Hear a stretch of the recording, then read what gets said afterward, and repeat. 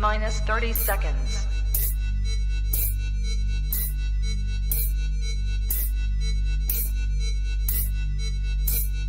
T-minus 20 seconds.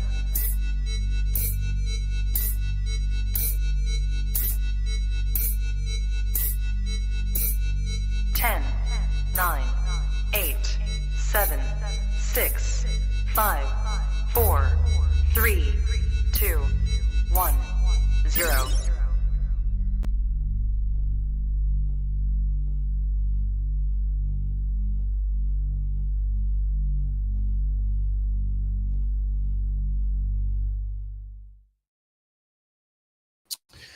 You are now tapped into the coolest reptile podcast in the world. Happy Easter! Or, you know, if you don't celebrate Easter, you're still chill. What up? I'm your boy, MJ. If this is your first time tapping in, what is good? Do your boy a favor. Hit that like button. Hit that subscribe button. Smash that notification bell. That way you're on top of every single piece of content I drop here on this channel. If this is your first time ever watching any of this kind of piece of content, to kind of give you a background, you know, I do podcast shows that are all around keeping and breeding reptiles. I try to tap into every species I feel like is relevant. Not that any stuff I don't talk about isn't relevant, but you know, everything's discussed on this channel that's related to the reptile industry, even animals. So if you're into that, if you admire reptiles, animals, you want to learn more, this is the place to be. So smash that subscribe button and then drop a comment. Let me know how you like what I'm doing. If you don't like it, you could drop a comment. Let me know what you don't like as well. I appreciate all feedback. I really do. I do want to say, if you're looking for exclusive content, or if you're looking to just get more out of what you see on these shows, if you want to meet the Trap family and tap into just a whole nother world of what is going on in the reptile industry, then please look no further than the very first link you see in the description below. Join the Trap Talk Patreon family. As soon as you join the Trap Talk Patreon family, you get a link to the Discord, which will tap you in with over 160 reptile keepers who are really passionate about this, man. And we're talking about every damn species of reptiles you can think of. And we talk about other cool stuff as well. Multiple channels cracking off 24/7 in the Discord. So if you got time, you want to learn, you want to hang out, you want to make some family, man. I'm telling you, you want to make family in this, because I got to tell you right now, people that you meet in this become family very, very quickly. And that's a fact. So Patreon members, I love you guys so much. Cannot wait to hang out with you guys after tonight's episode, because this is the very first Holy Gecko Sessions episode since being back on my 2-week break. And we're also going to handle our Trap Talk after party on Zoom for all the Patreon members. Cannot wait to catch up with you guys. So if you guys got time, if you guys are done with your Easter festivities, then come hang out. It's going to be sick. It's going to be epic. Cannot wait to catch up with all you guys. But seriously, Patreon members, you guys are my heart. I love you. Listen, also, before we get to early birds are cracking right now. Also, before we get really cracking into things tonight, I also want to say that tonight's episode is brought to you by my boy Doug over at Ridiculous RHACS. Please head over to Instagram. Go give my boy Doug a follow. And also just prepare to see this full vending at all the sick-ass NARBC shows. Not all of them, but like, you know, for sure, Tinley. I met him at Tinley, saw his table, and it was an amazing time. So either way, if you're into leeches, if you're into gecko species, if you want to tap in and geek out like myself, this is why I did this segment. I did this segment every Sunday so I can learn more about these gecko species, because I do want to tap in. And I got to tell you, one of the best, in my opinion, doing it from what I've seen is my boy Doug over at Ridiculous RHACS. Thank you so much, Doug, for your love and support.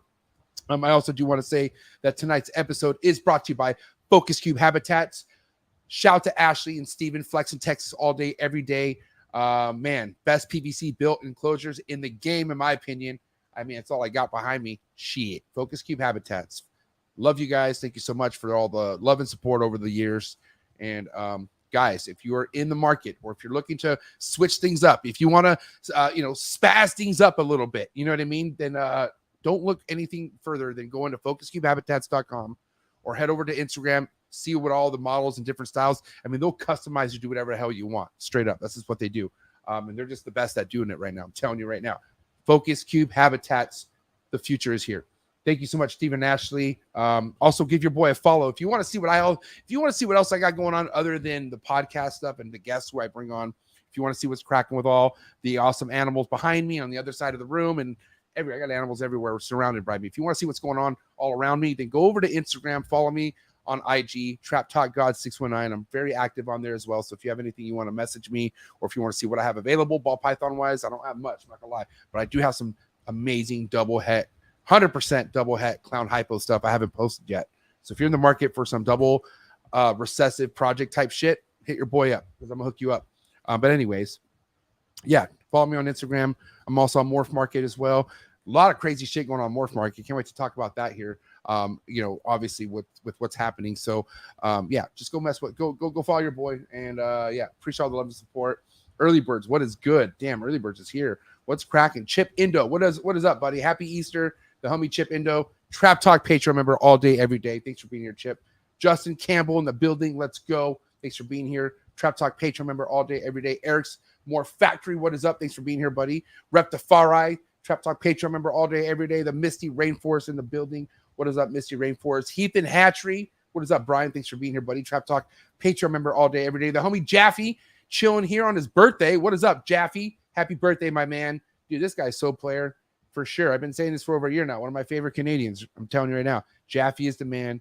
Just got into the Chondro game. What a time. Super excited for your journey, Jaffe. If you're not tapped in, my boy Jaffe, big ass player from fucking Canada, man. This guy's, I'm telling you right now, he has things going in his direction right now. And if you got to go see what he's working with, go over to Instagram, Jaffe Exotics. Let him know your boy MJ sent you. Keep doing your thing, Jaffe. Proud of you, buddy. Aaron, what's up, buddy? Bosa Balls in the building. The homie Big Ray in the building. Alluring Serpents. Big happy Easter to you, buddy. Thanks for being here. Sunshine State Sulfurs. Big homie West in the building. Trap Talk Patreon member all day, every day. MKB Reptiles in the building. Trap Talk Patreon member all day, every day. My wife in the building. Happy Easter's wife. I love you so much. Trap Talk Patreon member for sure. She is the trap. Wise Guys. What is up, Wise Guys? Thanks for tapping in. Eden's Den. What up, Eden? Trap Talk Patreon member all day, every day. Patrick of Lakeside Geckos. What is up, Patrick? Thanks for tapping in. Stream Elements. That is not that you're a bot. Never mind. I apologize. And damn, this guy's player as fuck. My boy right here. Who's Geckos? Seriously, it's my dog right here, man. Tap on my boy, Who's Geckos, on Instagram. I've had him on the show before. He's good homies with my boy Kenny, and he's player as fuck. Shout out to homie Who's Geckos. Thanks for tapping in. Scale Fins and Feathers. Trap Talk Patreon member all day, every day. Thanks for tapping in, buddy. Big Keys in the damn building. My Keys family. Shout out to Keys. Shout out to Keys and Mrs. Keys. Both big supporters, and I just had an amazing time last week on their show. So head over to go to Instagram, give my boy Keys a follow, then head over to YouTube, check out the interview that I had with him. It was cool to actually be on the other side for once and just chop it up and talk about what I have going on. So Keys, again, thank you for the invite. It was an honor. And keep doing your thing. Big Emilio, Trap Talk Patreon member all day, every day. That's my dog right here. Emilio's a force to be reckoned with. Don't sleep on my dog, Emilio. Heavy facts. Thanks for being here, buddy. Seriously, Trap Talk Patreon member all day, every day. Big time homie shit. Dallas Esperanza, what's up? DNA Geckos in the building. Brody 305. I love that name, Brody. I want to name if I have another kid and it's a son, I do want to name him Brody. I don't think my wife is cool with that, but I'm just saying that out loud. Brody, thank you for being here. I appreciate it. Joni Gold. What's up, Joni Gold? Joni's a cool name. I wouldn't name my kid that, but I'm just saying Joni's a cool name. Joni. I like saying it. We're going to end it in style with Joni because I like Joni, and that's an awesome name. Guys, it's game time. Listen, it's been a while. Am I rusty? I will find out. It's Sunday. But listen, I feel good. I feel like I'm ready to rock and roll. I feel like I never missed a step. So why don't we see if that's true? Guys, do what you got to do to stay hydrated. Do what you got to do to get your mind right. But it's time for this Trap Talk Easter edition with my boy Harry from Zero Geckos and from the Gecko Pod. Episode 325. Coming at you right now. Let's go. Chee! Good. You ready for do more in the future? Trap Talk podcasts? Yes. Man. Only Trap Talk. Exclusive. Yes, Exclusive. Oh. So stop calling us. Rub the spot, get the club to pop. When I come up with the crop, gotta love it or not. I'm hot from the hop to the rub the spot, get the club to pop. When I come up with the rub the spot, get the club to pop. When I come up with the rub the spot, get the club to pop. When I come up with the rub the spot, get the club to pop. When I come up with everybody, we do it. Everybody, we do it.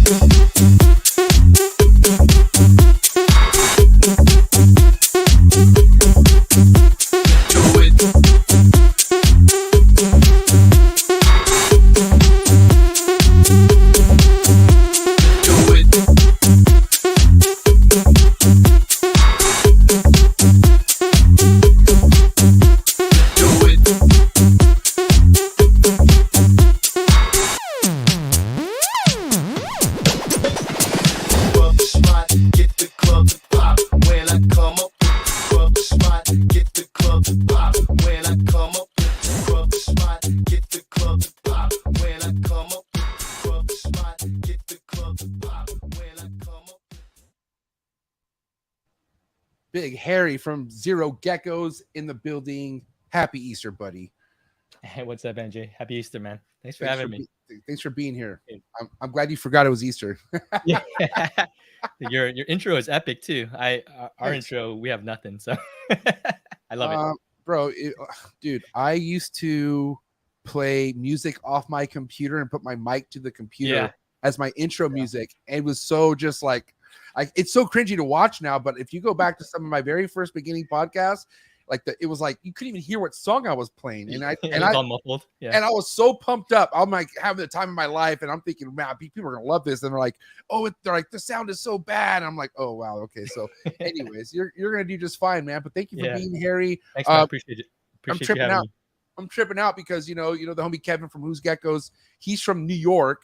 Yeah. So I don't know why I just kind of put you in that demographic. I thought you're on the East Coast, and then when I just started looking up yourself, I'm like, oh, he's from the Bay. And so I was like, that's epic. My heart lives in Cali. I'm in Cali with you. We're Cali kids, man. Yeah, dude. So how old are you, Harry? If you don't mind me asking. I'm 40. How old are you? I knew I'm 37, but we're close. Yeah, but I don't. I look a lot older, bro. You look young, dude. You look younger than me. Yeah, dude, that's great. That's awesome, though. This is why I love her age, man. You just can't really. we could really lie about it if we wanted to. Yeah. But that's cool. Okay, so 40 years old. When did you stumble across the game? I'm curious. So I got into Cresteds over a year ago, maybe a year and a half ago. 3 years ago was when I was first started kind of looking into reptiles because my daughter, she's 13 now. She was into snakes, and so she got a corn snake, and I was afraid of snakes before, but the corn snake is super chill, and that's when I kind of fell in love with kind of the animals, and then she wanted geckos, and eventually I looked into it, and I got her a couple geckos, and now we have a bunch of geckos, right? This, about a year and a half ago for crested geckos, yeah. So your kid, man, you could owe it all to your daughter for why you're in it this deep. 100%. Yeah, for sure. That's cool. That's awesome. So so let's kind of take back. I'm curious. Your daughter had this obsession. Her first snake was that? How old was she? I'm sorry. She's 13 now. So she was like 10. She was 10. Okay. Yeah, she's like 9 or 10 when she started liking animals. Yeah. So 3 years ago, she gets her first snake, and then about a year and a half after, she gets into the geckos. Yeah. And was it like something where like you got her 1 or 2 or how did it go from just because I'm always curious how it ends up going. Starts, right? Yeah, exactly. It's always interesting. Yeah. So she wanted this crested gecko, and so we went down to the local reptile shop, and they sell like pretty not good geckos in terms of quality, but I didn't know the difference, right? So I paid $180 for this one gecko. I was like, oh, I'm going to get something nicer. So I got the $180 one as opposed to the $100 one. And then I literally Googled prices of crested geckos and why they're so expensive.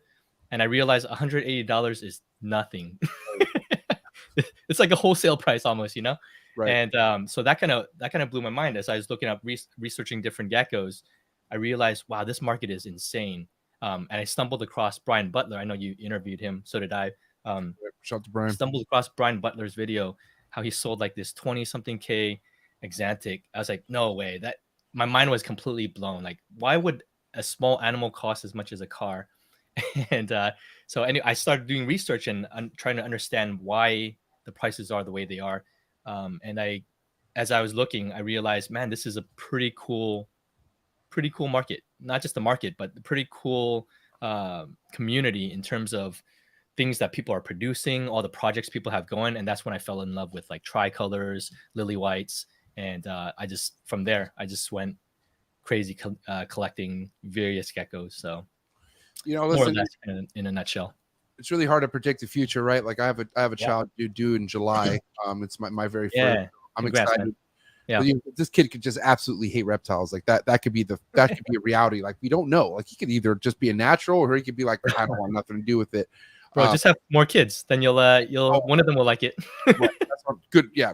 But what I'm saying is what got me so excited about being what it is that we do, Harry, is it makes me feel like a kid. Like literally, I'm like a child, as far as how excited I get when something lays. And that kind of that youth feeling exciting is very important. I feel like in life, if you carry that within you, you're gonna enjoy it. I love it. I love coming up into this reptile room and just holding the animals, and there's something special about, you know how like some people like fish or they like plants or like Zen gardens, right? Right. There's like a piece about it when you're taking care of animals and you see them and they're doing their thing, and it's different because there's no drama with the geckos, you know. There's no drama with the animals. They're just chilling, living life, you know. I love that. I love that about the animals for sure. Well, I mean, one thing about animals, they didn't ask to be here, right? And so if we could be a part of making sure that their existence around this or in this area is as good as can be. I mean, I love giving my animals a good life, you know, like, yeah, things happen, right? When you keep so many animals, things will happen. But at the end of the day, like, I go to bed good knowing that these are eating and doing their thing, because it's like strategically scheduled for me to take care of these animals. Like I said, I don't really, I know it sounds dramatic, but I really look at these like my kids. Like I really do. Yep. Like I look at them every day, care for them every single day, clean up after them. You know what I mean? And so you know each one uniquely too, you know, like, oh, this one has this one, this has this special trait, you know. Super attached, you know, attached on the level where it's like, it just makes me feel good to have something like this, you know, because it just makes me feel like I'm accomplishing something. Does that make sense? Yep, for sure. But also what I was getting to earlier is how, like, you know, now that I am going to have a child, and let's just say my child is down with the animals, holy shit, this is going to, it's going to become even, it's going to like amplify, you know, it's going to be like, oh man, you know, because now I have a partner in crime. I mean, I do have a partner in crime. My wife's down, but like, she's down when I ask her to, you know what I mean? I have to tell her, Lily, this is what I need. And she's like, all right, I got you. But she has a lot going on herself, you know? So it's like, you know, it's just really cool when the kids are involved, you know? Yep. Because really it's for the kids. Like even if you don't have kids and you got animals, what is it that you love when you have a kid come look at your collection? Their face lights up. Like that's the future. Like, I love it, man. And we're only here for so long, right? So like, you know, I feel like you have information that you want to make, like you having a daughter. I'm sure every smart move you made in this earth, everything that you know would help her, you want to make sure she knows. Like that's something you want to help her in life someday, right? If you can. Yeah. And it's kind of like the same things with these animals. If we can make sure that they could thrive and do their thing, I mean, I would like for that to happen. But yeah, you know, I agree. It's just wild. Now I got to ask you though, the whole money side of things, right? I mean, I could confidently say when I first had my first 5 ball pythons, 5 to 8. No, I would say 8 ball pythons were just like, I loved them. And I had no intentions of breeding because I had no idea about it. I had no clue about what it was until I tried pairing them. And I'm like, well, I'll put the yellow one to this pied one and I'll make yellow pied ones. And then I found out about recessives and how all that shit worked. And I was like, well, then none of this would work if that's the case. Right. And I had to change everything, but then I started looking into like, well, why, like you said, why does this cost so much? And I started tripping out, and then I just started stumbling on good deals with snakes. And then next thing you know, I got in this position where I'm like, cool, I can actually breed pretty cool stuff. And now the money is it. When I think of ball pythons, I think of money straight up. That's all I think about, money straight up, because that's all it is for me. It's like, I enjoy, this is my Zen behind me. My Zen is not opening up a rack. It isn't. It's unfortunate, but I don't like, you know, it's cool to see it. Don't get me wrong, but like, it's because I'm thinking about how much money I could make. You know what I mean? Anything that I breed from this, it's like, it's about how many people I'm gonna tell no, that's not available. You know what I mean? Like, because I don't want to sell this, right? When did the money kind of become a like interest to you, as far as was it when you started realizing how expensive they were, or when did the money thing become, you know, an interest? Yeah, no, for sure. I think the money thing is interesting because, like, in terms of what we're doing, it costs money. It costs money to sustain. And I think the project and the geckos themselves, I really enjoy the animals themselves. And so if I didn't make a ton of money, I would be okay with that. I really just enjoy the projects, working through the projects. But like everybody else, if we have the side hustle, if it's a full-time thing, I think everybody is trying to make enough money, not just to sustain it, but to create a lifestyle and create a business where they can continue to further projects. And so I think, you know, when I first got in, the money aspect kind of shocked me. And so I researched the market. I researched the demographics of what this thing is. And it's a very niche community for sure. The reptile hobbyist. It's a very niche community. But it's crazy. It's very, to me, it feels very underground, but at the same time, it's very big. there is a lot to be done in the hobby. Right. And so when it comes to money, to try to answer your question, I think, of course, would I like to make a good, solid business doing this? 100%, yes. Right. If it doesn't pan out, I think I'll be okay. Like at the end of the day, I do really like the animals. I love the projects. I love the animals. If I can break even, if I can make a little bit, I'm okay with that. And so the money aspect, I think, is important, but it's not everything for me, if that makes sense. Yeah, it's funny you say that, because even though money's going through my mind when I open up these racks, it's something where I'm like, well, I don't need to sell it. I'm not thinking of the money because, like I need it. It's the fact that I just try to keep a value in my head of what my collection's worth, I guess. For sure. You know? For sure. And I always want to make sure my collection's worth to what I think it should be worth if I'm keeping ball pythons. I don't know why my camera's acting glitching a little bit. Yeah, but listen, I'm gonna ask you a question right now. Like what was it what was the very first project you stumbled across that kind of like that made you even want to take it to this level, and who was breeding it? While you say that, I'm gonna reset something real quick. Okay. Yeah, go for it. Yeah. So some of the projects that first brought me in were the high white projects and also the lily white projects, right? And so the lily white projects, my first lily white I got from AJ. I got from AJ. It was this red. It's right here. It's this red lily white. It has really high expression lily, the white coverage, and I fell in love with this thing. And I think that's what got me into looking at the different qualities of lily whites and whatnot. So MG, I don't know if you missed this part, but it was the lily. I heard everything. Okay. Yeah, there's the lily whites and kind of the high white projects. These animals that aren't just like yellow or slightly creamy, but they were higher white in terms of their coverage. And AJ had those. So this is how I stumbled across AJ.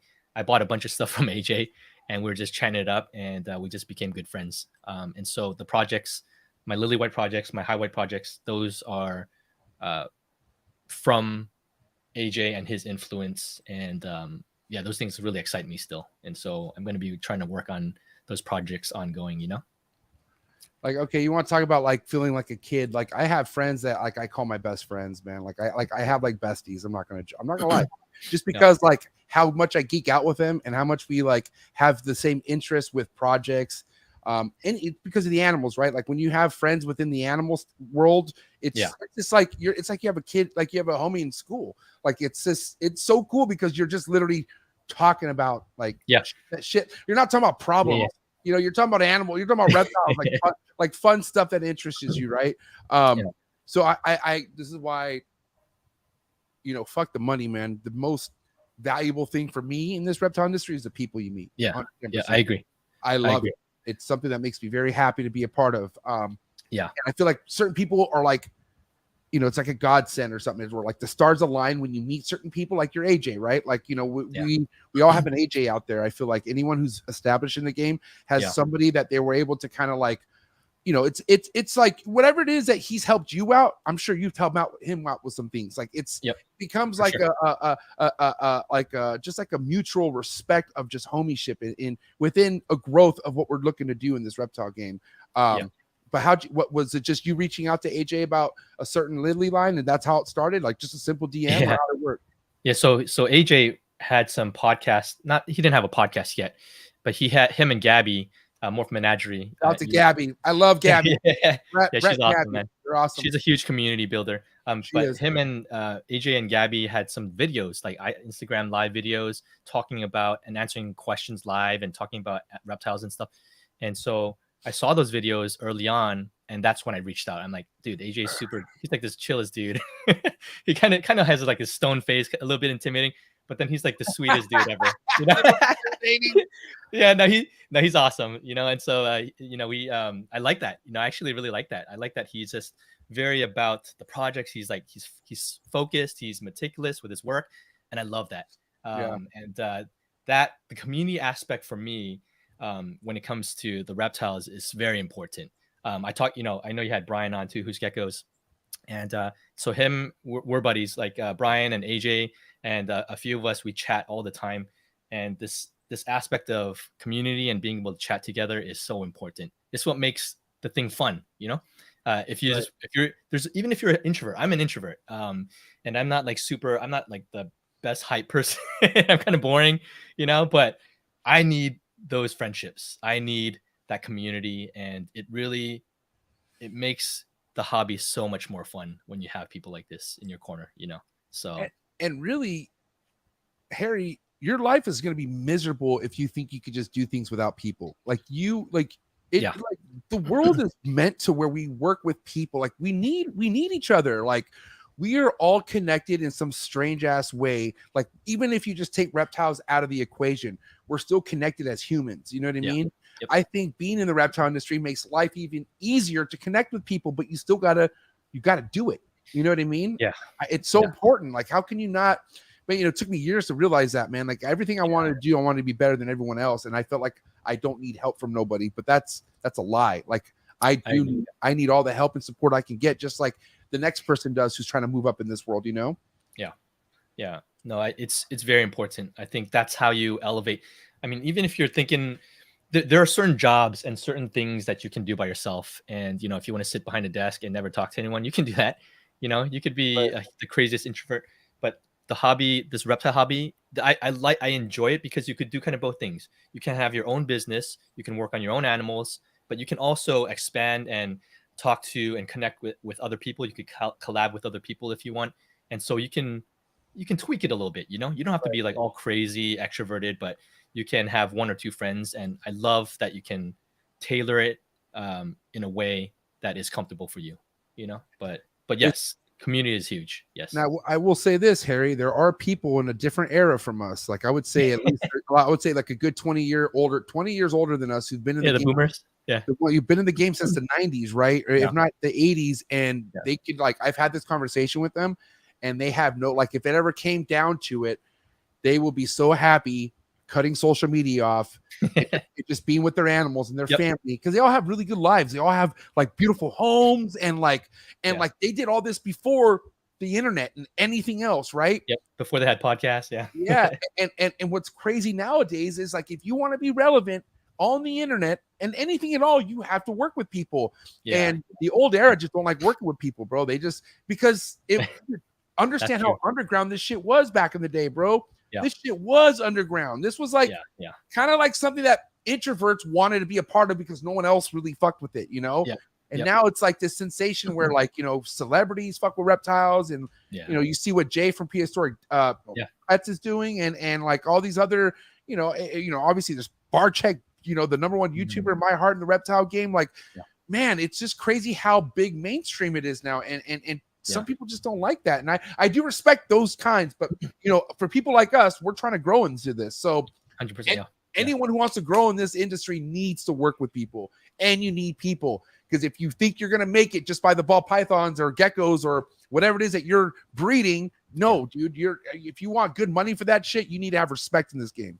I think that's what it comes down to. I think so too. Yeah. I think with all the social media, the YouTube stuff, your podcast, our podcast, that's the whole idea, is to draw as much people as possible to the reptile. I want people to enjoy these things, It was a game changer for me, to fall in love with these animals. It's been, man, I can't tell you how important it's been for my own soul.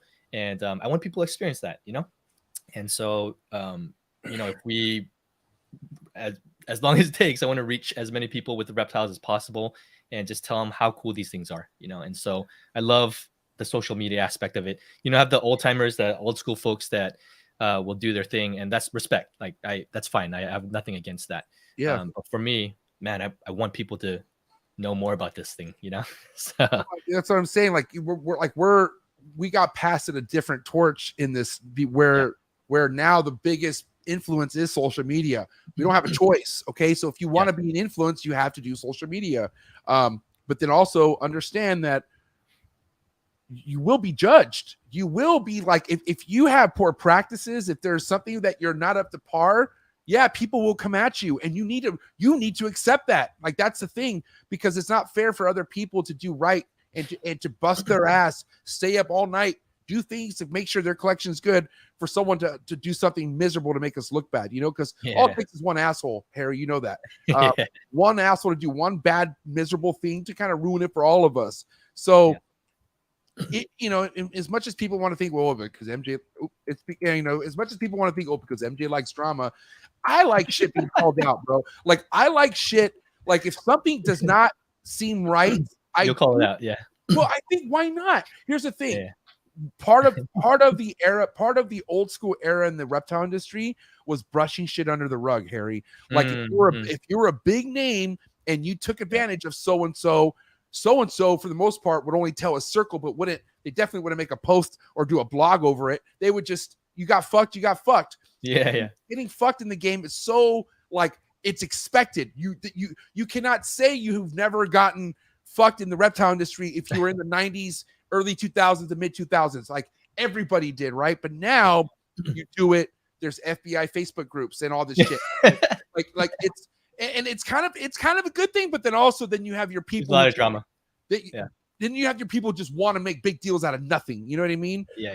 Sure. But welcome to fucking 2023, bro. Like no stone unturned, buddy. Like that's why, regardless, get mad about how I feel and how I say sometimes on here. You cannot talk shit about my animals. You know what I mean? Yeah. And why I'm here, Harry, is because of my animals. The day I become something piece of shit to them, then I can understand why I should be canceled or booted out. You know what I mean? But here's the thing, Harry, you want to know the crazy thing about this? I could be the worst keeper on this earth and have a podcast, and I could still have a podcast. That's a crazy thing. Like I could like, because there's people out there who have been proven terrible keepers, like I'm talking about news clippings, and they're still in business. You know why? It's crazy. You know. Yeah. You know, people do like you. I hear from some other crested people that people do like you because you have you just speak your mind. You know, you're not you don't sweep things under the rug. You just say what you feel, and so you know there's no like guessing what you're thinking. People like that. I get fired up, bro. Like the thing is, I get fired up, and when I was drinking doing podcasts, like drinking just gets me way too like. I'm already fired up, but when I'm drinking fired up, it's like, whoa, what did I just say? And I knew what I said because it's like I meant it, but my delivery, and it's like, dude, it's too much. You know, it's kind of dial it down a little bit. Well, I mean, because I've been told this, I got told this once, and it never left me. But like a strength overdone becomes a weakness, right? Yes. So if you have a good strength, at something, but you like overpower it. It kind of go back to becoming a weakness, right? Yeah. And so like I get my point across, but then I keep talking, and that's when I fuck up. You know what I mean? Yeah. Anyways, this is what I do. We all learn. We're all evolving as humans, right? And so dude, you know what's crazy is I don't even think I would be able to want to make these changes or even see these changes if it wasn't for this podcast. This is why the whole me growing up and evolving is because of these animals in this podcast. I mean, I would never stop it. You know, it's all about owning your shit, right, Harry? I mean, especially when you're our age, bro. Like, what's there to like? Nobody cares. We're about to die, dude. It doesn't matter anymore. Man, you ain't got a lot to kick it no more. Like, what's it like, bro? Like, say what you gotta say. Yeah, say what you gotta do and just keep it moving. You know, I mean, Harry, what do you do for a living? Let me ask you. I'm sorry. I'm just doing the reptiles. Yeah, before this, I used to work for a church, right, for the past decade or something. Whoa, I love it. So I got burnt out. I have a couple knives in my back, and so I'm here now. I don't know if I'm gonna go back towards that career, but as far as where I'm at in this space right now, in my headspace, man, I'm devoted to these animals, and I love it. That's building crazy. The community. And so a lot of my community building comes from that former work, in terms of like I love gathering people for something, right? A purpose, right? So you know, if it's the animals, it's the animals, you know. And so this is kind of my strength, is kind of building a community around something. And so and like we're going back to how we should want to work with people because we need people, right? But there are people out there who just simply and I'm fresh off this boat, simply just hate other people. Like there's just people who just want nothing to do with other people, but it's because what's going on in their life. It's because they have nothing to want to bring other people together.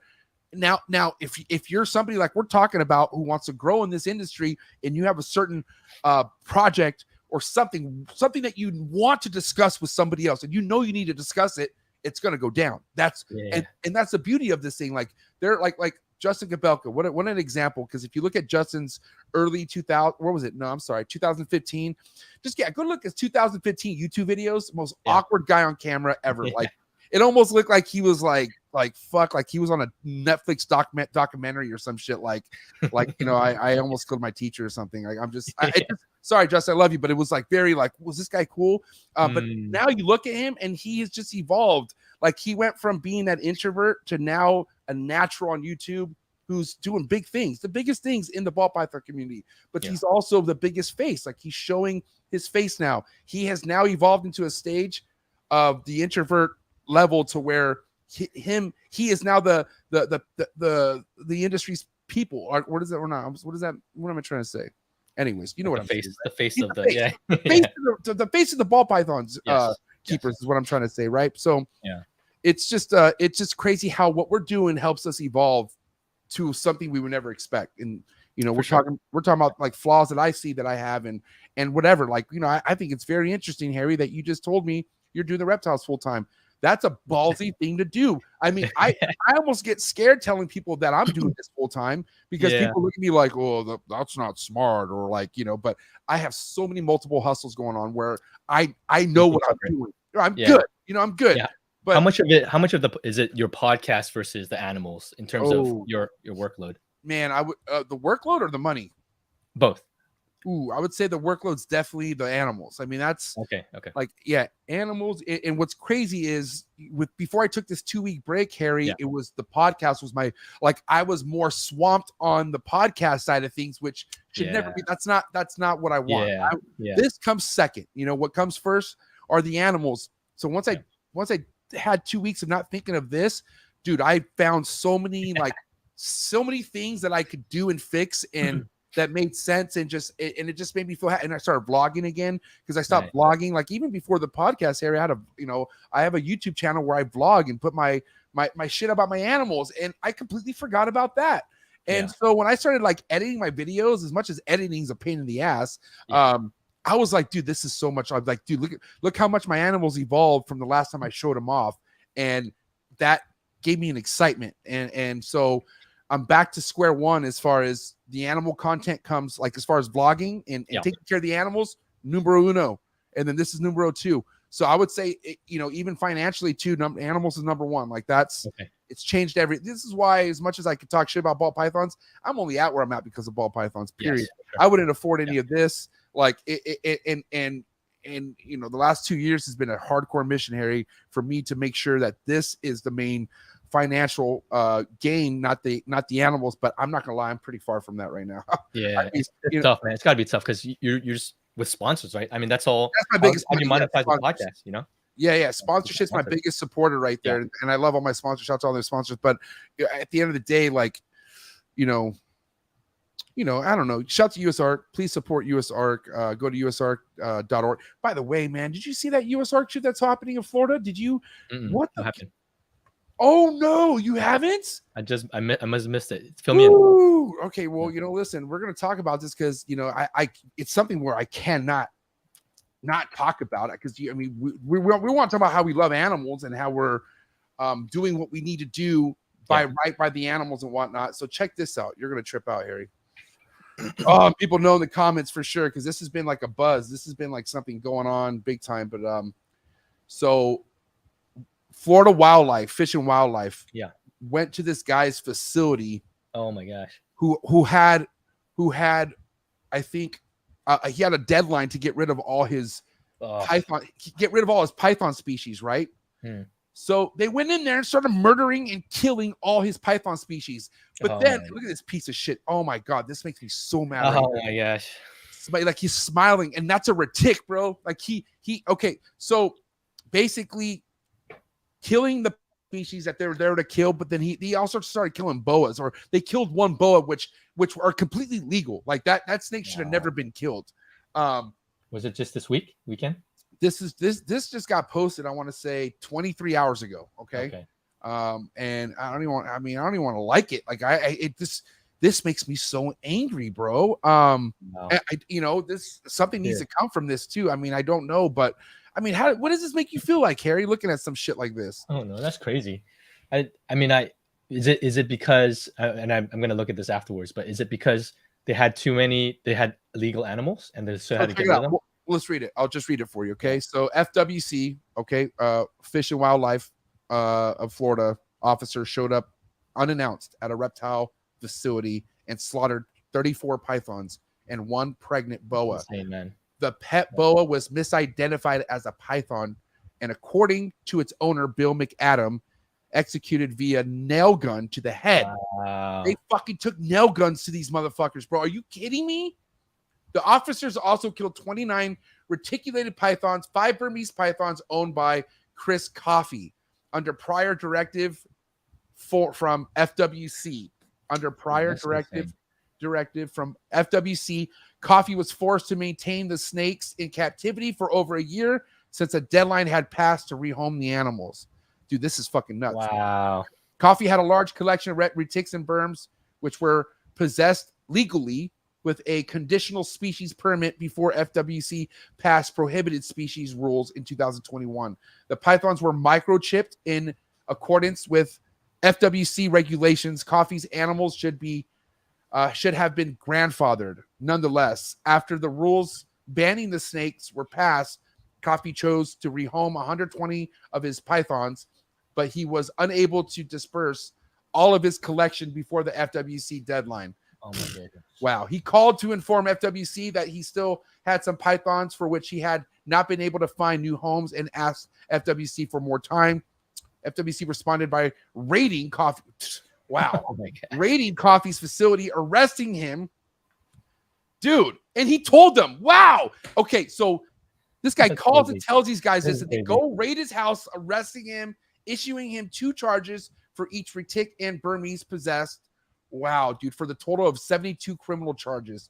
Rather than seize the animals, FWC officer told Coffey to continue to keep these snakes in captivity, and then he could not rehome or euthanize them, or he would be arrested again. Coffey's life has been turned upside down, and he's still on probation as a result of these cages.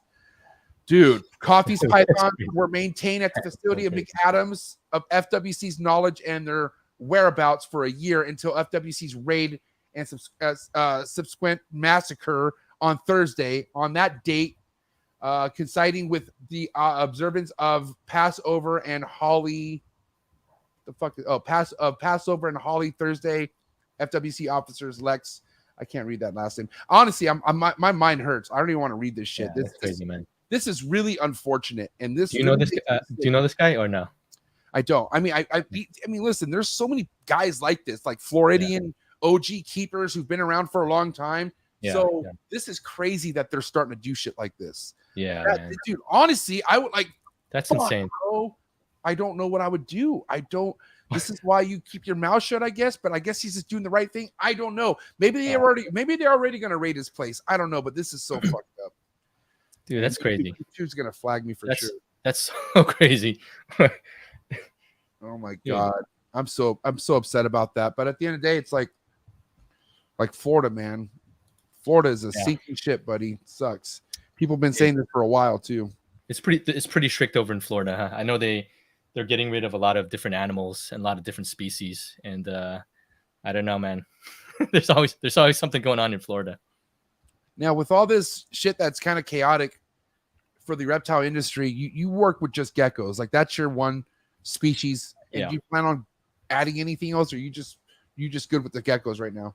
Yeah, right now I'm just doing geckos, different geckos. I have a pair of leeches, one from Doug. I have some kahua, some from Brian Susan. I know he's your boy. Dog. And but mainly just the New Caledonian stuff right now. Eventually it would be great to kind of branch out. I do have some skinks, some nice red eye croc skinks, and some leopard geckos, but just slow build out, slow collection. So let's talk about your first year breeding. How'd that Yeah. go for you? Did you with a lot of trial and Yeah. errors, or was it pretty straightforward for you? No, it definitely helps. Again, we were talking about community, right? It definitely helps to be able to ask like AJ or Brian or a bunch of people different questions. Last year, I bred 3 females, about 15, 16 babies, just to get my feet wet. And yeah, it was good. It was easier than I thought. And, little things here and there I begin to tweak in terms of the care. This year, I have about a dozen pairings. So I should have maybe, I don't know, anywhere from 60 to 80 to 100 or so babies popping out, hopefully, if it's a good season. And so, still learning, man. I'm still learning. I'm still fresh. I'm still learning. Love Still it. trying to figure things out as I go, Biggest things that's helped you out so far as breeding goes, what would you say that is just kind of getting information and sticking to something that works, or like what has been the biggest asset as far as you getting down breeding so far? Yeah, just asking a lot of questions to people. Like, I'm not afraid to ask questions to people that are more experienced than myself, and if they don't answer, it's okay. But I think that's how I made the connections, is that I just talk. I just talk and chat a lot with different people, and the cool people, if they're cool too. If they don't want to talk, it's fine. But the people that I've connected with pretty well, it's because they weren't afraid to share information and help me out. And that was number one. And then number two is just doing my own care, trying different things and seeing what works, and really figuring out like different morphs and what goes with what. A lot of trial and error in terms of like paying high prices for animals that are subpar, and understanding that people there are good people in the hobby for sure, but there are also people just trying to make a quick buck, and I can't 100% hate them for that, but it is frustrating when you pay when new people are taken advantage of and they're sold like lesser animals at a higher price, saying like, oh, it's going to turn out great, and it doesn't. Like, don't make empty promises, and so I'm a little bit more careful moving forward with stuff like that. So because of this experience that you've had, do you let people you're close to know about, like, hey, like I got taxed by this fool, be careful? Like, are you? Yeah, for sure. Okay, for cool. Sure. If there's some shady people, I'm gonna, I'm not gonna blast people. Like I'm not to that level yet, MJ, where I'm gonna like blast people like publicly. I will. But you're saying you could be at someday. You're like you. I mean, some people.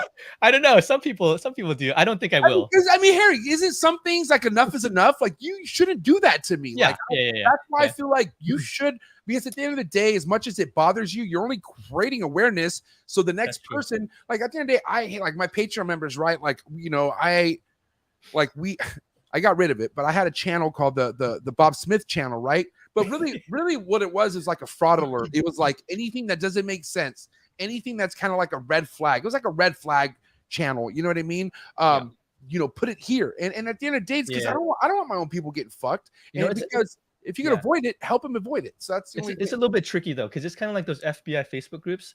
You know, like you can go down a really shitty rabbit hole, and there's just a bunch of people bitching. And I get it. Like I'll bitch sometimes too, but I think sometimes it goes a little bit. It's a little bit unnecessary. Sometimes it's like, dude, that was nothing. Suck it up, But some people need to kind of voice it and get it out. And I get it. It has its place and it has its value.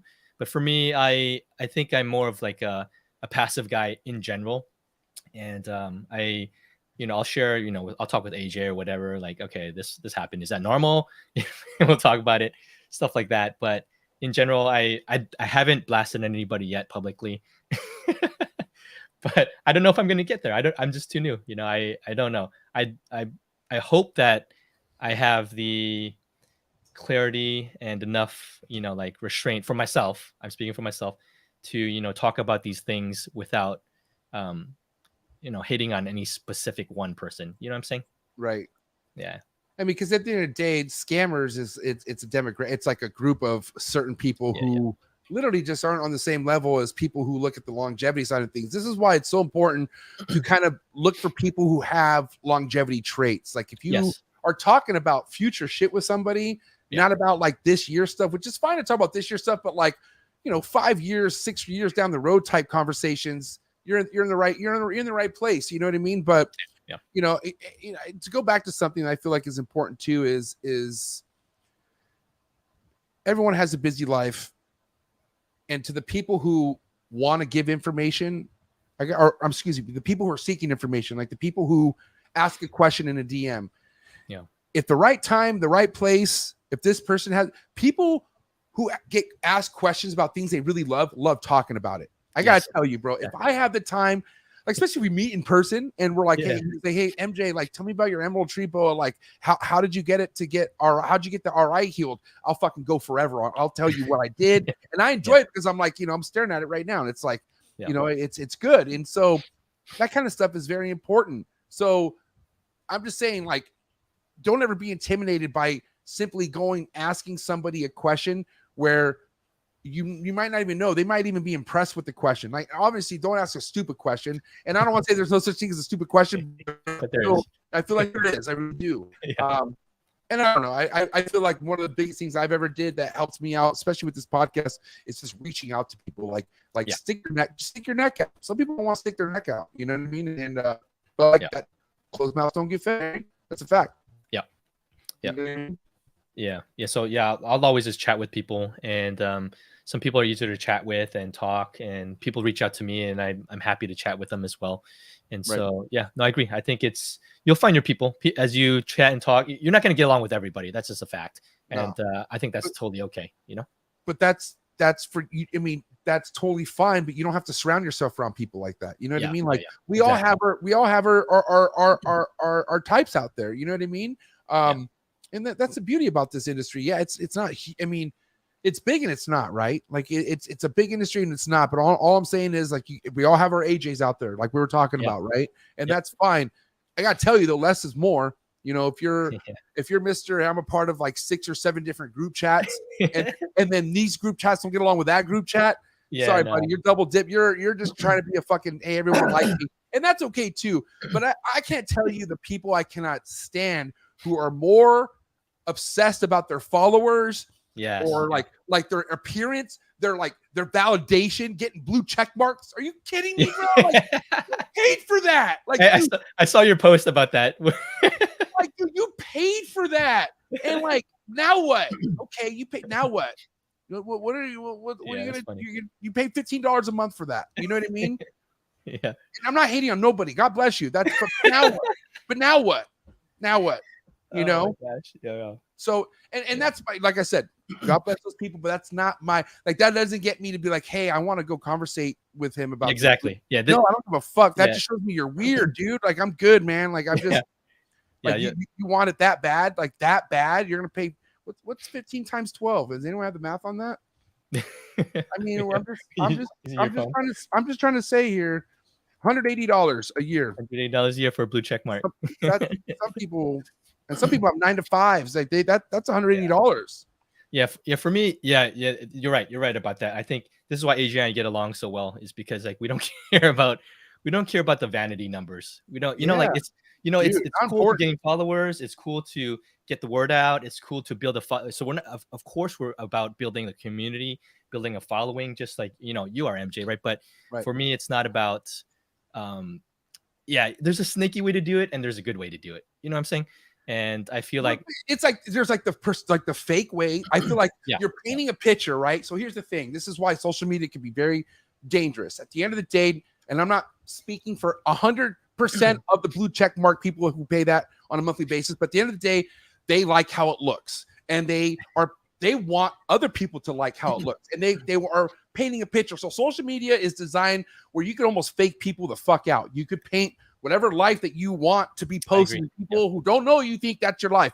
And I spotted that along. That's why I hated social media back in my DJ days. I was private. I didn't give a fuck. Like I was one of those people where like I would slap if you're DJing, if I was DJing and you had your phone in my face, I would slap that shit out of my face. Like get the fuck away from me. You know what I mean? Put your phone away and dance. Let's have a good time. You know what I mean? But dude, relationships, right? I've gone to Marshall Mendez's house, Bill Stiegel, Socrates from Florida, Gary Chavino's. Okay, I would say they definitely have a strong social media presence. It's not fucking on a million. It's not on that level where I'm inspired by their social media. No, I'm inspired when I go to their house and I see how they're living. Okay. Yeah. I see how they're family oriented. I Mm. see everything I see around me, I want. Okay. Yeah. That was always, you know what I mean? Like that whole saying, you are who you hang around with. Yep. I want to hang around with people like that in person. I don't want to hang out with you because you have a social media presence. This shit is so fucking $3 bill. You know what I mean? It's not real. This is not real life. We talk about real life shit. This is why I love Reptile Podcast, because we're talking about real life stuff. You know what I mean? And we're exposing real life stuff. You know what I mean? But I'm just saying, people out there, don't fall for that 65,000, 80,000 follower bullshit. That don't mean that means nothing. Yeah. Okay. Yeah, exactly. Now, it means so nothing that now it's even easier to see what means nothing. That blue check mark. It means nothing. Okay. Instagram knows people want it quick, man. They know that people want the followers, the clout. They want it all quick. And there's no shortcut. Seriously is no shortcut to building out community, building out good friendships, building out good connections. Like if we connect for a brief moment, okay, that's one thing. But if you connect many of those over years, that's what builds the followings, you know. And so for me, I don't care. I care very little about followers when it comes to the numbers on our social media, because what I'm trying to do is put out good content and people will come and it will be solidified as a foundation is built. You know, just like you have a really solid following and you built that over years, man. Like you don't need a blue check mark for that, you know. And so patience, brother. It's patience and just the slow grind of building out a good community without the vanity numbers. I mean, because at the end of the day, like, you know, this is why I'm glad I never was very up on, oh my God, I need to go ahead and jump on all these followers. Because once you hit a certain like algorithm, you get all these followers for people who don't really give two shits about what you're doing. They like your video, right? They don't even like reptiles. Yeah. Like, I'm saying, like, man, at the end of the day, like because dude, also too, right? You did all this work for this goddamn page. Based off what you did, you drank Instagram juice, you drink the Instagram juice, they let you blow up, right? But then they could just take it away like this. It could just be gone, okay? I don't know. I feel like it's such a dangerous game to play. Like, do what you got to do for it to make sense what you do, right? I only do this because I need Instagram for my animals. That comes hand in hand. But I don't need to play a fucking annoying trending song for 4 seconds, even though I kind of do that now. I'm not gonna lie. But still, you know what I mean? Like you don't need to drink the juice. You know what I mean? And some people, you see some people who are they're naturally killing it so much, and they don't do hashtags. They don't do none of that shit. They're just popping. You know what I mean? And so I rather just be organically popping, bro. I don't want to be fucking fake. I don't know, dude. Yeah. I think I mean, even if you do that stuff, even if you hype things up, it's fine as long as that's who you are. You know what I'm saying? Right. And so if you're like this huge extrovert and you love all the bells and whistles, do it, like, because you love it. Right. But I'm not gonna do that because that's not me. You know, like I'm like if MJ, if you're a hype man 10 out of 10, I'm like a 2 out of 10. You know, I'm gonna let low key. You know, I just like to shoot the shit and just hang out in the back end and you know, just you know what I'm saying. I'm not gonna be a 10 out of 10 MJ. I'm not. You know, and I'm not gonna fake that. That's just, to me, that I'm not gonna do that to inflate numbers. I'm just going to be myself, and I'm going to build a following the way that I know how. And if people like me, they'll like me. If not, that's okay. I'm totally okay with that. Not everyone's going to like you. You know what I'm saying? I'm to the point in my career where if I bring it down to a 2, people are not going to like me. I'm like I need to. Who's just boring, dude? Yeah, I need to keep it MJ, because at this point, people either hate me or they love me. You know what I mean? There's really no in between with MJ. You know, like it's either you fuck with me or you fucking don't understand why I'm killing it in life, and you're just bad. You know what I mean? But also that's not my problem either. Like that's what I'm saying. Like it's like, why put energy into something that's not your problem? Like if somebody out there has a big issue with what you're doing, that's not my problem. So understand how much, what's one thing, I'm not talking about people or anything, but what's one issue you have in life? Is it either waking up early in the morning, or is it working out? What's one issue you say that's kind of like, you gotta get through it in life, Harry? Oh man. One that's I struggle with a lot of, so I'm an emotional dude. So I struggle with a lot of like depression and things like that. So those anxiety and stuff, you get anxiety really quick and stuff like that. Like you kind of, it's not so much anxiety as just like, I'm just like a Debbie Downer. You know? Like I'm just like a low key depressed, I'm a high functioning depressed guy. That's how my wife puts it. Now let me ask you this, and I know this because I went through depression, man. This is and you know, it all started right before COVID. Well, I started when my boy Forrest died. When Forrest Fanning died, I got into like this little dark. I started listening to Lil Peep, and I started getting like really like emo, like emu, and like emo, and like fucking just I got into depression, and then I got hurt and started going through surgeries, and it just like I got really dark. You know what I mean? Hold on, my mind. This happens every podcast. What were we just talking about right now?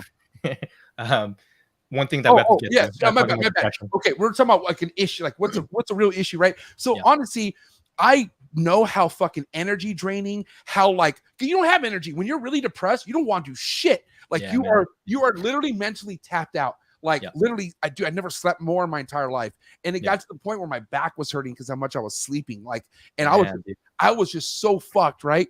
But it took so much. That's an issue for me, right? Yeah. Imagine having an issue that's kind of taking your energy is because you're not liking what someone else is doing.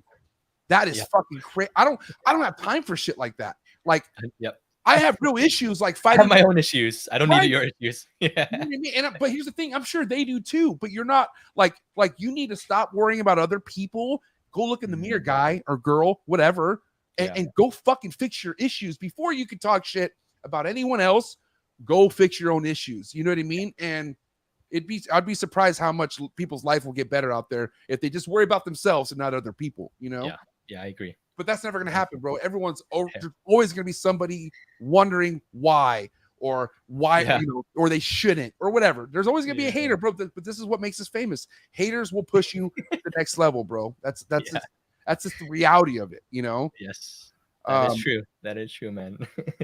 I remember one thing, Harry, coming into the game, there was a lot of like, okay, ball python game is a triangle.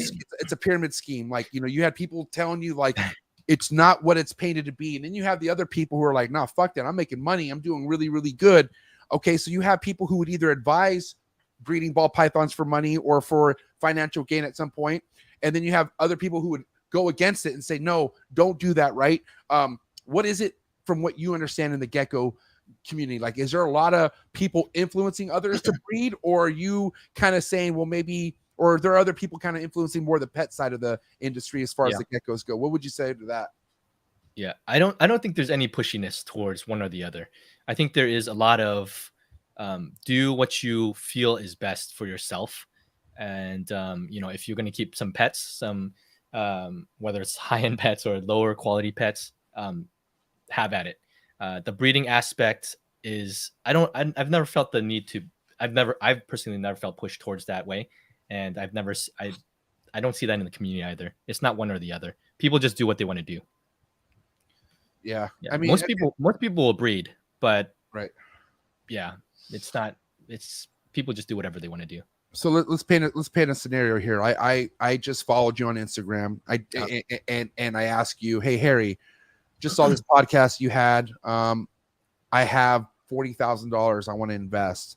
You know, or like, and I told you that. Would you be like, holy shit, like, cool? Or would you be like, hey, be careful with that? Like what would be your advice to me? And you know, you could even be a friend of yours or something. But like, what kind of advice do you have for somebody who is looking to go in that hard into something that you're doing? Like, what kind of conversation would you have with that person? Yeah, for sure. I think it really depends, because some people can go into it just trying to morph chase, make a quick buck.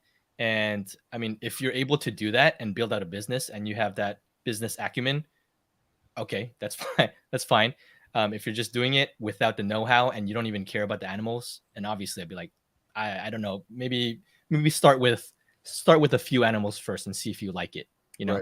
Right. Because this you're not gonna make a quick buck. Like I'm a year and a half in, and I'm not making I'm not making my return. Nothing has been returned back to me yet, you know, in terms of my investment. But I'm sure you know that's not that's okay. Like that's supposed to happen. Like you're not supposed to make anything at all whatsoever. Yeah. So I'm in it for the long game, and so if I'm waiting for my 3rd, 4th, 5th year in, where I can begin to become more of a proven breeder. You know, right now I'm just a new guy. You know, and so if people, to answer your question, if someone came up and asked me that, it really depends. You have to have a heart-to-heart with this dude and be like, what is your motivation behind doing it? You know, do you actually care about the animals? And if you do, then cool. You know, start small and then work up from there. So now trip out about this, Harry, because that wouldn't be the typical question for you because of how long you've been in the game. But guess what? You got a podcast, buddy. So I do have a when podcast. people hear you, people are like already going to assume you've been in the game for years because what you're doing, and that's good. That's fine, right? Yeah. The only reason, I don't know if you've heard me say this before on this show, but the only reason why I even started a podcast was because of my boy Forrest. Like he was such a goddamn like icon in the industry where I felt like he wants to do a show with me. Like that's my pass. You know what I mean? Yeah. And so like and I don't think I would have, without him doing that, I don't think I would have the balls to do the show. Yeah. But now you just got to be happy with your position. Like you have the coolest, I would say, Gecko podcast in the game from what I've seen with one of the coolest Gecko breeders in the game, AJ.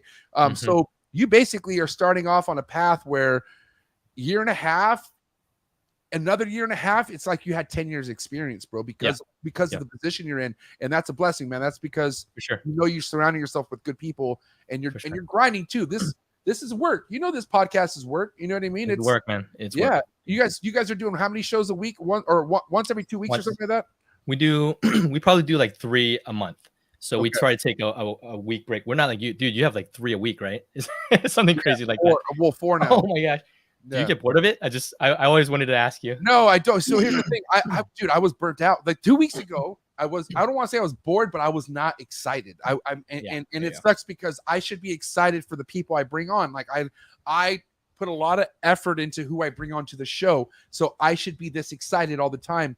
But I was just so burnt out and tapped out from just not being able to, because dude, it was either like, I was like, podcast. Hey, idiot, you're animals too. And I'm like, and then by the time I'm like realizing how many important things are still to be done with my animals, I'm doing a podcast for 2-3 hours.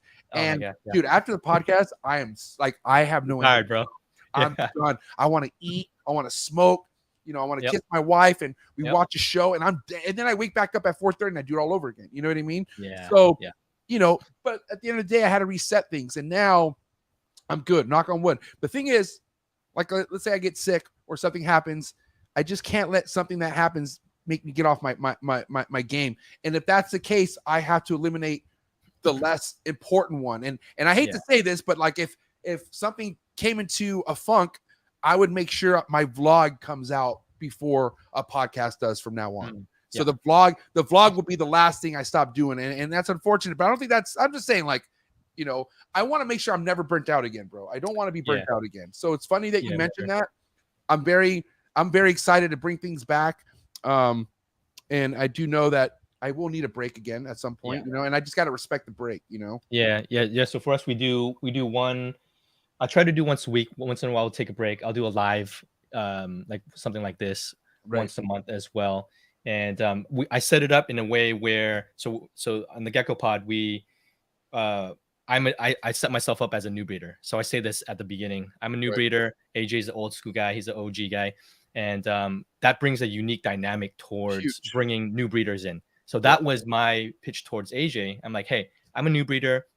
You're a cool dude. You know this hobby well. You know the nuances and the ins and out of everything. Would you be down? And yeah, we just hit it off, and it's been really good. So the podcast is set up in a way where a lot of new breeders will hit me up and reach out and say hi and say, oh, thanks for doing this. I'm also new as well. And I love that, man. People bring their questions to me. We'll put it out on the podcast. And I feel like I do feel blessed in the sense of the position that I'm in. But I think it's also a good way to show that you don't have to be like a 10-year veteran, be able to make waves in the hobby. You know what I'm saying? You could do amazing things, you know, just got to be creative with what you're doing. I mean, and creative with asking certain, like, here's the thing. There's questions that we don't even know we ask sometimes that help so many other people out. Yes. And you know, if you go to a show, they go, hey, MJ, I got to say that they'll tell you though, the exact episode, the exact question, this right here, this question changed my life. And I'm like, oh shit. Oh, that's great. You know what I mean? And so I love that. What's crazy is, like, you know, you being a new breeder, you can only think of so many things to where this other new breeder who's probably just as fired up as you are has things that bring more like light bulbs going off in your own head. And you're like, holy shit, you know? And so it's the most perfect thing to do. You know, it's like you're feeding the whole hobby in a way, which it's like, it's not only helping others, but you're helping yourself out. Right.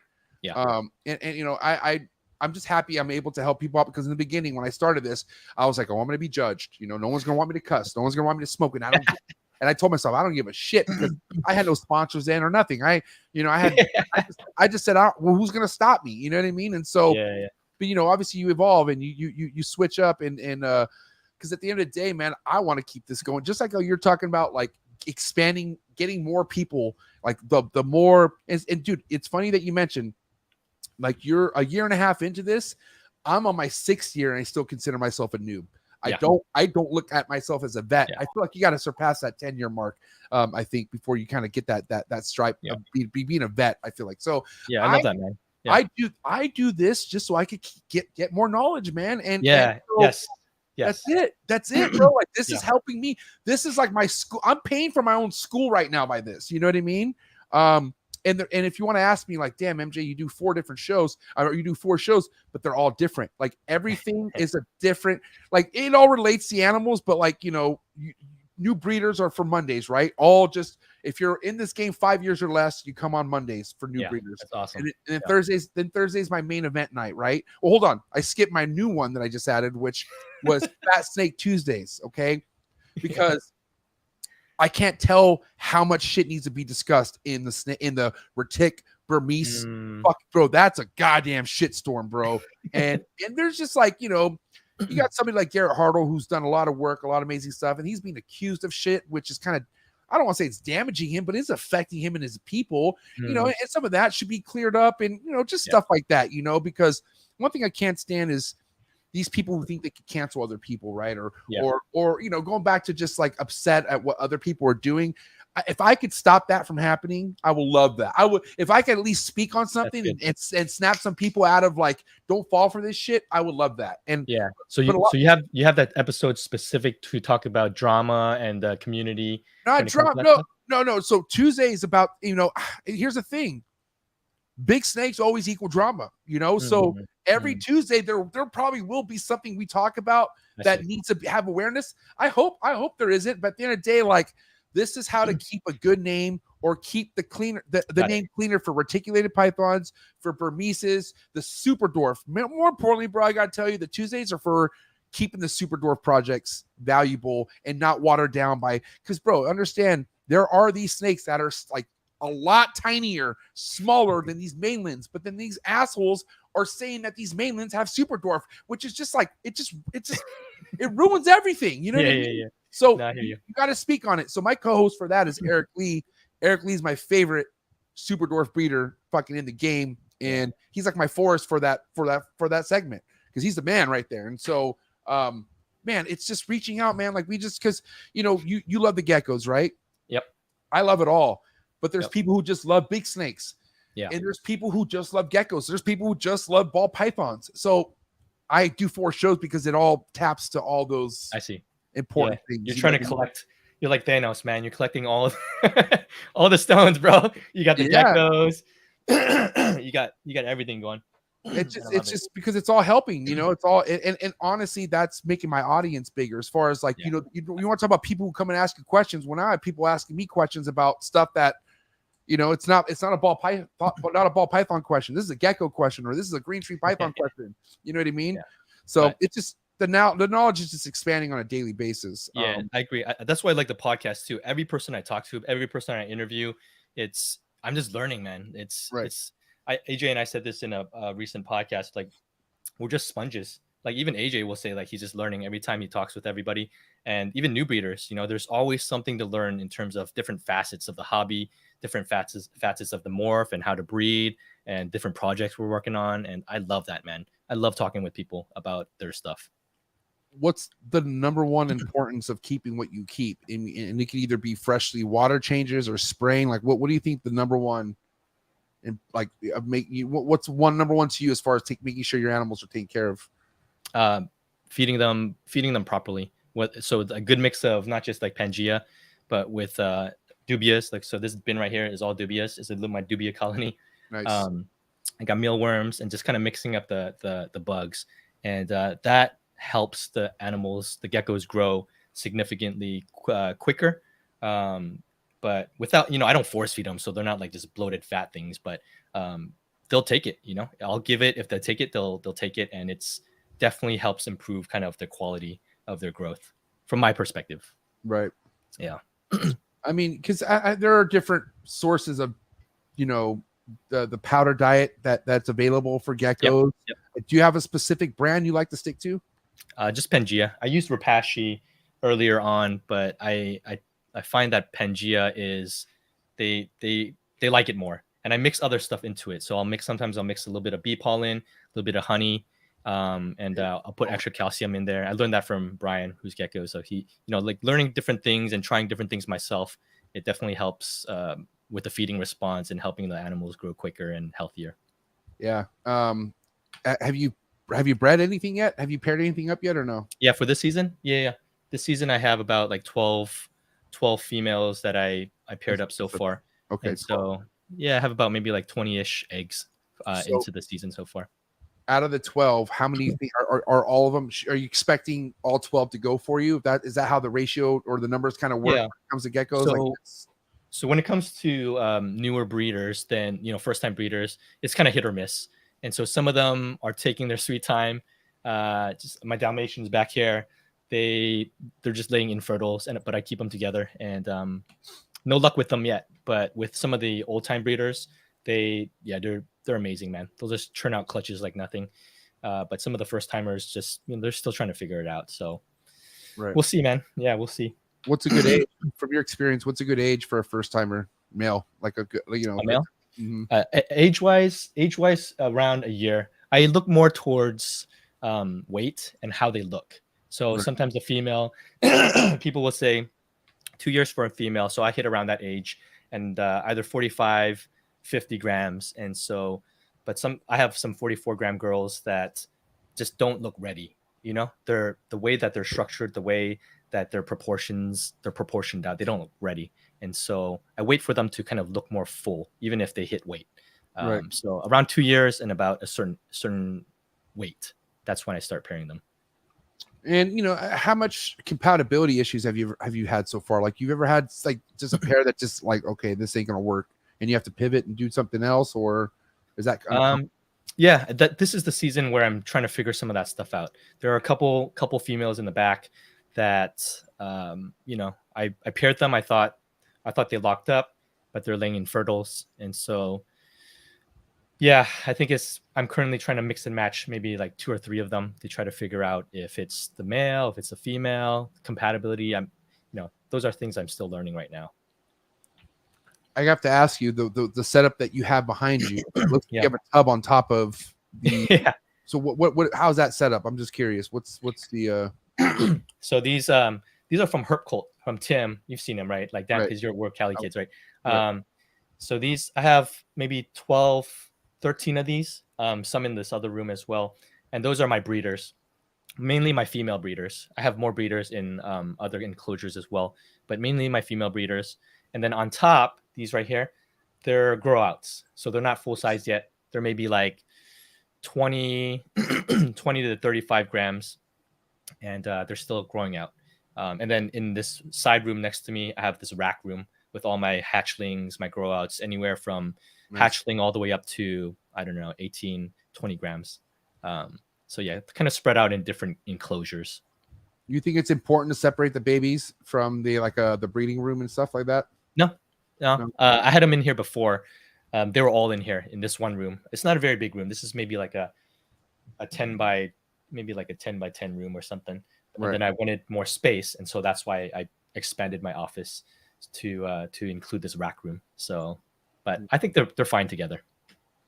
Now, when it came down to you, there's a strategic way how certain breeders could raise up a ball python. And I'm starting to find out how it is that they do. Are there certain tricks or techniques on how to get your geckos to grow quicker, or is there a certain feeding habit that you get them on? I'm just curious on what you've heard in the gecko game. Yeah. The main thing is really just the bugs and insects. Some people don't feed them insects. I think most people do at this point.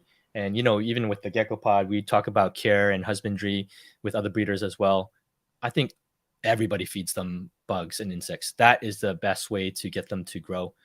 Some of them won't take it, and they'll grow slower for sure. So I've seen it firsthand where I'll have like 2 geckos. One will take bugs. Sorry. One will take bugs like easily. The other won't. And you have a 10-gram difference, like they're the same age, and that's huge.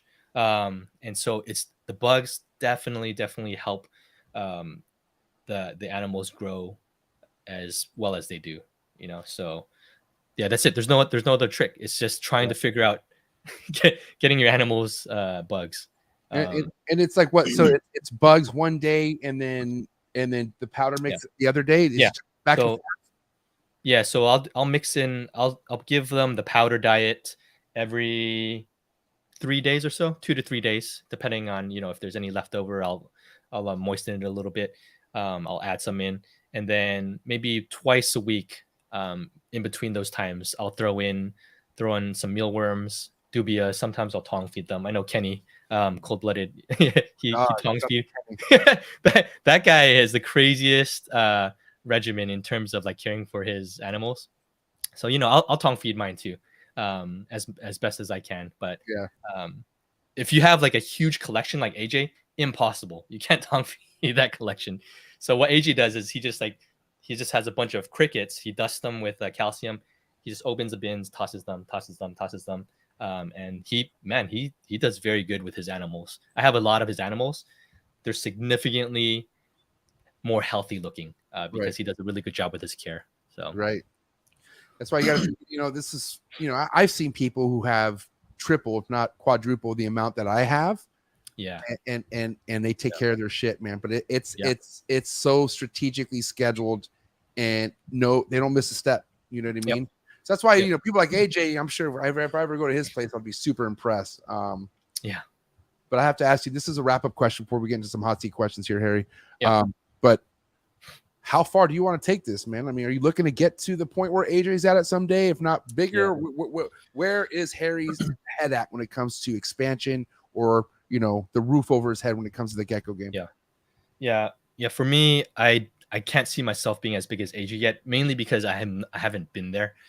So for me, I'm trying to ramp up. So I wasn't planning on pairing 12 females this season, but because I did pretty well with 3 is easy, right? I was like, 12's okay. So this season, I'm going to ramp up. Next year, I might ramp up a little bit and kind of find that everything is for me is an experiment right now. I'm going to find that healthy medium where I'm not living here in terms of, I don't want this to be a 40-hour a week thing. I want to spend time with my kids. Like I love my family, and they are my priority. And so if this overtakes, care for my family and spending time with the kids, I'm going to downsize. So I haven't found what that is yet, but I'm definitely ramping up for sure. I don't know, man, maybe 20 breeders, which will produce, I don't know, maybe 200 babies a year, a season. And we'll see how well that does in terms of the monetary gains and what I can sell them for and how much of a return I can make. So it's kind of a balance between the care aspect and how much, income I can make from my animals, and how sustainable it is, So I'm just trying to figure that out, MJ. I don't have a full answer for that yet. I'm gonna piggyback another wrap up question for the homie over here, because this is important. I feel like, because I would like it all. I would like fucking God, I really would, but at the end of the day, these things got to eat, right? That's important. How difficult is it raising the insects that you have going on for them? I mean, like would that be like also like a workload if you have a lot more animals, then we have a lot more insects, or is that not really much of a workload? And how do you raise your insects, if you don't mind? No. So I've had a lot of trouble with crickets. Crickets just smell, dude. They smell. They die so easily. They reek. Grasshoppers don't reek. Mark my words. Grasshoppers don't reek. You got to change. I raise grasshoppers. I gotta look into that, dude. Gangster, bro. Grasshoppers. You're in the Bay. I'll send you some, bro. Or my homie. I'm telling you, bro. Grasshoppers, where it at. Go ahead and continue, please. Oh wait, do you have a lot of cresteds or no? No, bro, hell no. I Oh, got a lychee. I don't even have a Okay, okay, go do your thing, and I'll talk about the bugs. Yeah, the bugs. That crickets are hard, man. They're hard to keep, and it's hard to ship them in. And every time I ship them in, they die really quick and they smell. Right. But and then if I go to the local shop, Petco or the local reptile shop, 17 cents per cricket. It doesn't matter what size. That's insane. That's insane. Like if I want to buy like 50 crickets, what is that? That it's like I'm already almost at $20, and so it's crazy. $1.70 for 10 crickets. So 17 cents per cricket. So 10 crickets would be $1.70. So 17 cents per cricket. So my math is so bad. Am I right on that? Yeah. So if you have 10 crickets, $1.70. Right? If you 100, that's fucking crazy. If you have 100 crickets, $17. Right? Is the math right?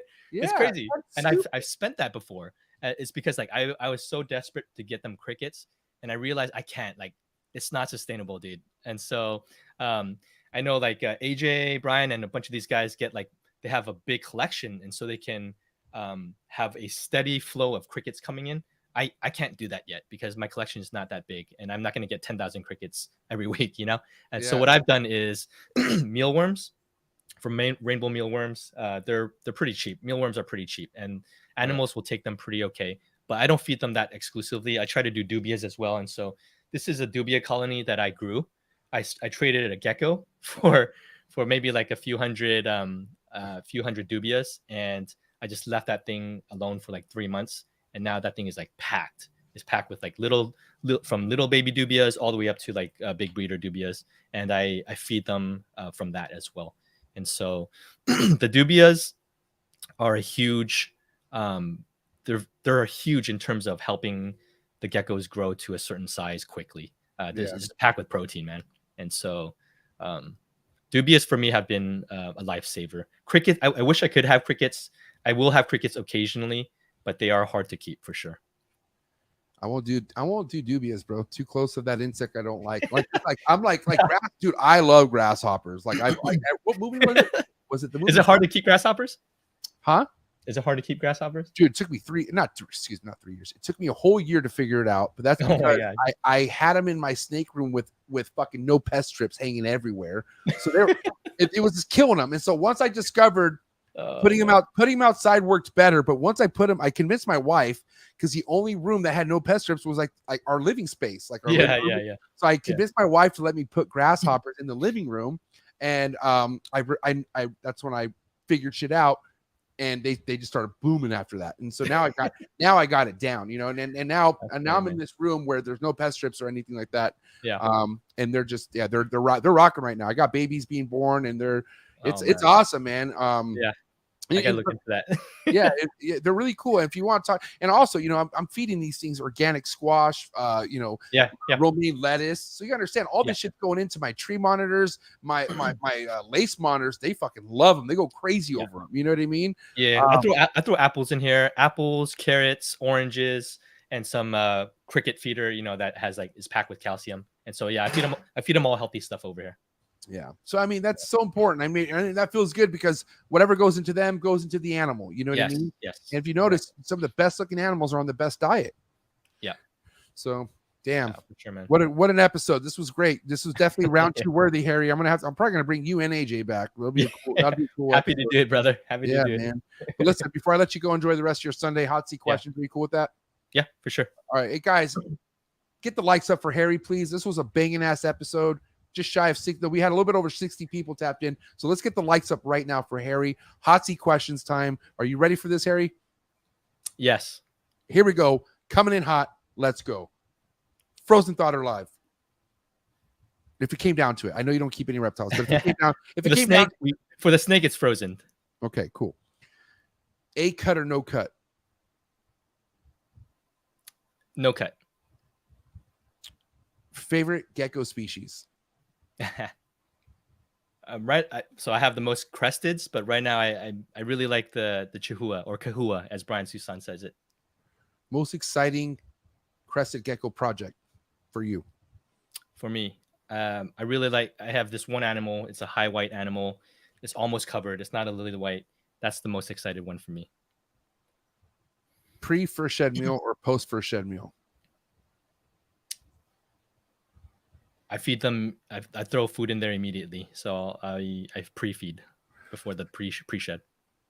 You're a monster. I'm just kidding. That was a joke. Yay imports or boom imports?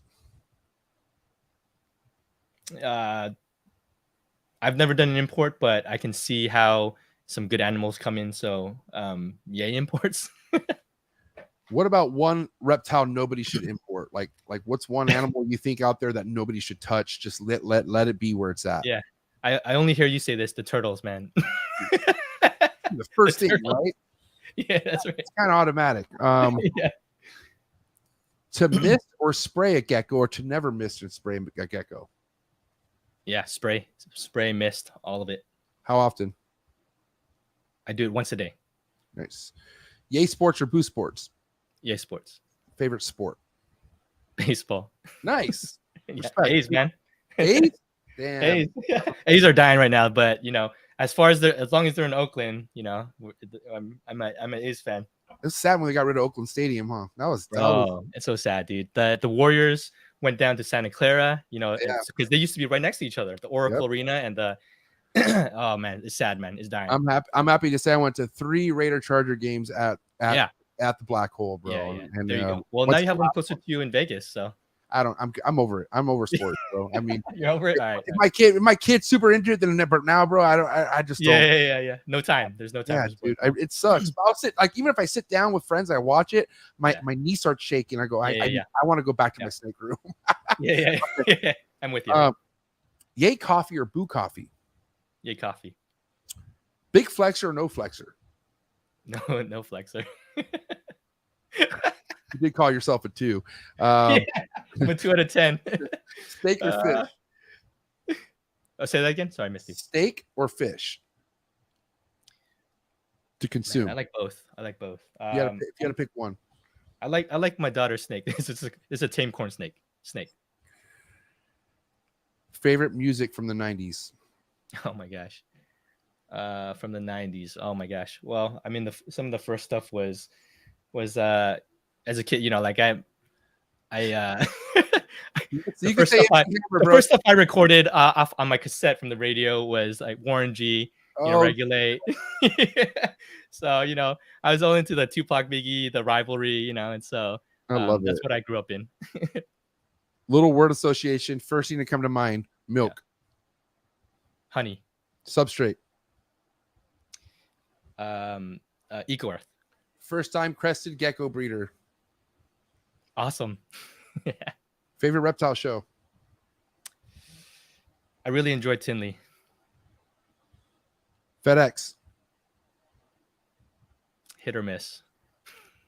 Instagram trolls. You gotta live with them. If you had to eliminate one crested gecko project from the game forever, whatever it is, like it could just be a certain gene or morph, whatever.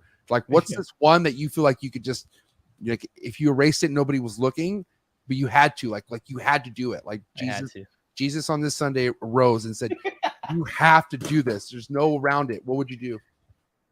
Oh my gosh, no, this one's too hard. I guess.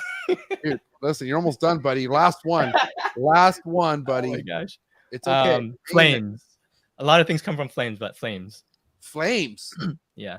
Okay. Damn. Yeah, they're like, it's like an old school morph. It's like not a lot of people have them anymore. Shout out to all the flamers, man. You just got flamed. Listen, hey Harry, this was a great time. I'm glad catching up. Getting to know you more was great. Yeah, for sure. I'm even more happy to know that you've only been in the game for a year and a half. You're surrounding yourself with some of the best people in the game from what I've seen over the last 6 months. So pleasure to have you on the show, but enjoy the rest of your Sunday, man. And listen, where do people let people know where to follow you on Instagram and YouTube? Throw out all your shout outs right now. Yeah, Instagram for me, my personal is at @zeros_geckos. And then I also have the Gecko Pod, which I spend a lot of time on. It's at the Gecko Pod. It's with AJ, me and AJD Reptiles. And you'll find us on YouTube. You'll find us on Instagram. Facebook I don't use as much. It's hard to use, man. I feel like a boomer using Facebook, dude. It's insane. There's so many crazy features. But Zeros Geckos, the Gecko Pod, and those are the main places you can hit me up and chat it up with me. Cool, man. Well, listen, keep grinding, keep doing your thing. It's a wrap for homie Harry at the Gecko Pod and Zero Geckos, ladies and gentlemen. Thank you, MJ. Appreciate you, brother. Have a good Easter, bro. Have a good night. Thank you. Take care. Peace. What a guy. Shout out to Harry. Shout out to Zero Geckos. Shout out to you for coming for the homie Harry. If you enjoyed today's episode on this beautiful Easter, get the likes up for the homie Harry. Hit that subscribe button if this is your first time watching too, because like I said, all amazing reptile content bringing to you guys. So if you hit that subscribe button, you hit that notification bell, you won't get slapped on any amazing episodes. Such a great lineup for this week. I hope you guys are ready. Get rested. Be ready because we're kicking things off in really proper form. My boy Patrick over at Dragon Soul Reptiles is going to be joining us for the redo episode. I've had Patrick on shit about a year ago, and the episode got deleted. Can't believe that. One and only episode ever get deleted in history. So we got to redo this. Me and homie Patrick are going to catch up. I got to tell you right now, Patrick has surrounded himself with some of the best breeders in the industry, either new, up and coming, or even established. So there's a lot to learn from the homie Patrick, one of Chicago's finest. So it's going to be going down tomorrow, 6 o'clock Pacific Standard Time. And then, yes, guys, we're finally back. Fat Snake Tuesdays. Who's ready to catch up with me, Eric Lee, and Garrett Hartle from Reach Out Reptiles? Lots going on right now. I'm telling you, I'm excited for this episode. We're gonna be talking. I gotta tell you that much. Looking forward to doing this. Garrett, you're the man. Thank you for being a part of this, and of course, Eric Lee. Eric Lee, number one in my heart. That's my dog. And then there's Rob. Rob's just hanging out. Anyways, guys, be ready. Tuesday's gonna be popping, and then I'm also gonna tell you guys, ball python people, I'm coming in hot Thursday night because I got somebody who's been tapped into the game, but also tapped in with some of the best in the game. His outfit, as far as facility goes, his new brand new facility that he has cracking. I gotta tell you, man, this guy's not playing. And he's one of the sponsors of Trap Talk, and we're gonna be sitting down with my boy Shelby Mershon from Mershon's Morphs. Shelby is the man. I'm telling you right now. If you don't know who Shelby is, you're definitely gonna want to tap in this Thursday night, 6 o'clock Pacific Standard Time. It's gonna be shit. It's gonna be shit. It's gonna be this shit. No, it's not shit. But guys, thank you so much. I had a good time hanging out with you guys on this beautiful Sunday, beautiful Easter Sunday. So I hope you guys enjoyed it. I hope you enjoyed the rest of your Sunday. Trap Talk after party going down. Again, if you're looking for exclusive content, if you want to get more out of what you see on this show, go down to the very first link and join the Trap Talk Patreon family. As soon as you join the Patreon family, you get a link to the Discord, which will tap you in with over 160 trappers, people who are all about this animal keeping shit. Longevity. You feel me? Trappers, I'll see you guys in a bit. Zoom time, after party time. Go give me a follow on Instagram too, Trap Talk at 619. Go follow the Instagram page as well. And also, guys, my vlog, I'm not joking. It is on and cracking again. Head over to the Trap Vlogs on YouTube. Subscribe. Be ready every week. It's coming at you. Trap 2.0 shit. Thank you so much, guys. Gecko community. This guy right here, Harry, he's cool. Cool as shit. Go fuck with him. Have a good night, guys. I'll see you here tomorrow, 6 o'clock Pacific Standard Time.